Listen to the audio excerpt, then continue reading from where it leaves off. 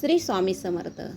तर आज 31 जुलै शुक्रवार कृष्णामाईची आणि स्वामी नरसिंह महाराजांची भेट आजच्या दिवशी कशी होते हे थोडक्यात तुम्हाला मी या व्हिडिओमधनं सांगणार आहे। दक्षिण द्वार झालं आहे।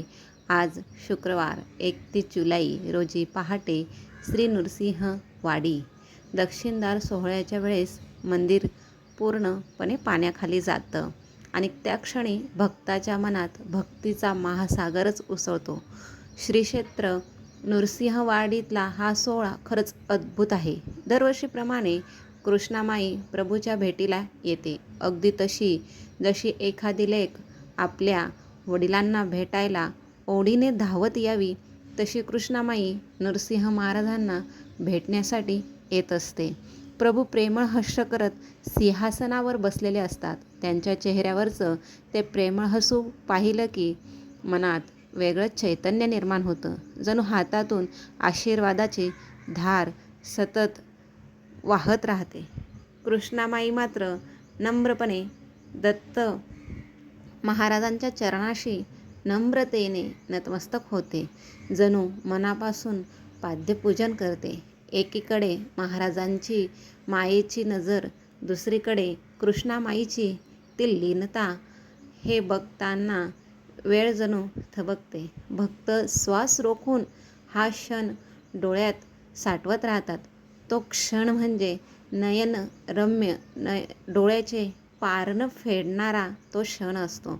काहींच्या डोळ्यात पाणी येते, काहींचे हात आपोआप जोडले जातात। हे शब्दात मांडता येण्यासारखंच नाही। हा सोहळा पाहताना मन नकळत स्त्रीच्या पायी विरघळून जातं।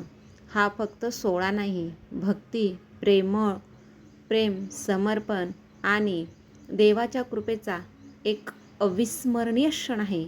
एकदा तरी हा सोहळा वाडीला जाऊन अनुभवावा। ओम द्राम दत्तात्रेयाय नमः। श्रीपाद श्री राजम शरणं प्रपद्ये। विजयते श्री नृसिंह सरस्वती स्वामी महाराज की जय। ब्रह्मांड नायक श्री स्वामी समर्थ। तर हा नयनरम्य सोहळा पाहण्यासाठी एकदा तरी नृसिंहवाडीला जाऊन कृष्णामाईची आणि आपल्या प्रभूजी नरसिंह स्वामींची भेट कशी होते हे पाहण्यासाठी नक्की जावे। हा सोहळा पाहण्याचं भाग्य म्हणजेच खूप मोठं भाग्य असतं। ज्याच्यावर गुरुची कृपा, गुरुचा आशीर्वाद, नरसिंह स्वामी महाराजांचा आशीर्वाद असतो, त्याच भक्ताला हे नयनरम्य सोहळा पाहण्याचं सौभाग्य लाभते। तर आजचा व्हिडिओ तुम्हाला कसा वाटला? आवडला असेल तर शेअर करा, लाईक करा आणि आपला चॅनल सबस्क्राईब करा।